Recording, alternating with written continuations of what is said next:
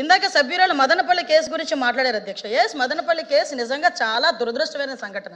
ఎందుకంటే అటువంటి పశువు లాంటి వ్యక్తులు ఈరోజు సమాజంలో కొంతమంది తిరుగుతున్న సందర్భాలని కూడా మనం చూస్తున్నాం అధ్యక్ష. దీని మీద గవర్నమెంట్ ఎంత సీరియస్గా యాక్షన్ తీసుకున్నదన్న సంగతి కూడా తెలిసి ఆ ప్రెజర్ తట్టుకోలేక ఆత్మహత్యలు చేసుకున్న సందర్భాన్ని కూడా నేను ఈ సభలో ఉద్ఘాటిస్తున్నాను అధ్యక్ష. ఈరోజు ఎంత ప్రెజర్ ఆ రోజు ఆ నేరస్తుల మీద పెట్టకపోతే నేరస్తులు ఎందుకు ఆత్మహత్య చేసుకుంటాడు? ఇప్పుడు ఈ విషయాన్ని కూడా నేను సభలో చెప్పాలి.